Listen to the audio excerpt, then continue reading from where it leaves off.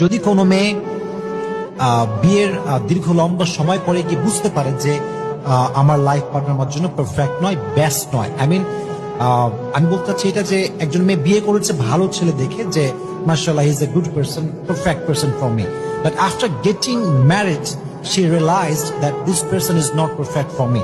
আসলে ছেলেটার চরিত্র সমস্যা আছে, অন্য কোথাও অ্যাফেয়ার আছে, ছেলেটা ওয়াইফের প্রতি যত্নশীল না, সেক্ষেত্রে মেয়েটার she has the right to take the divorce from her husband. তার এই অধিকার আছে যে সে সেখান থেকে বের হয়ে আসতে পারবে।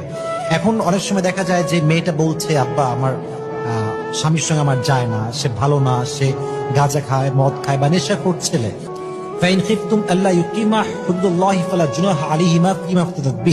যখন বুঝে গিয়েছো যে আর হবেই না, আর সম্ভবই না এখানে থাকা, তোমরা এখানে বিচ্ছেদ ঘটিয়ে ফেলো। এটা ইসলামের প্রভিশন। কোরআনে আল্লাহ তাআলা এভাবেই বলেছেন যে যখন একদম তোমরা শিওর যে সংসারটা টিকবে না, আমরা আল্লাহর যেই বিধিবিধান আছে আমরা মানতে পারবো না, সেক্ষেত্রে ডিভোর্সটা হচ্ছে বেটার অপশন। সো যদি মেয়েটা বলে যে আব্বা আমার এই বিষয়ে আমার পছন্দ না, আমি থাকতে পারবো না, তাকে আপনি এই স্বাধীনতা ইনশিওর করেন যে মা তুমি চাইলে এখান থেকে তোমার যে সিস্টেমে ডিভোর্স দিতে হবে তুমি সেই সিস্টেমে ডিভোর্স নিয়ে চলে আসতে পারো, আমাদের পক্ষ থেকে কোনো প্রেশার নেই।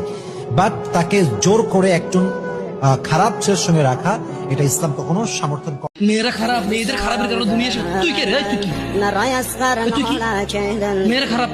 শোন, আমাদের গ্রামে প্রবাদ আছে, ধর্মীয় কথা না এটা।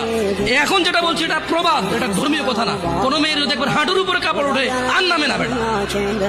তুই উঠাইছিস হাঁটুর উপরে কাপড়, ও উঠায়নি। হাঁটু পর্যন্ত তুই উঠাইছিস আর এখন সে নামাচ্ছে না।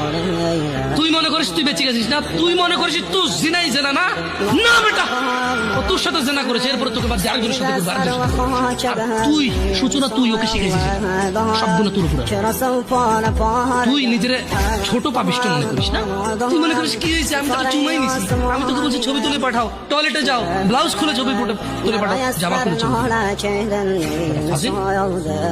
আল্লাহ তোকে হৃদায়ত দিকে আনে। ভয় পা, ভয় পা, আল্লাহকে ভয় পা ছোট ভাই আমার। সবাই বুড়ো হয়ে মরে না, বহু মানুষ যৌবন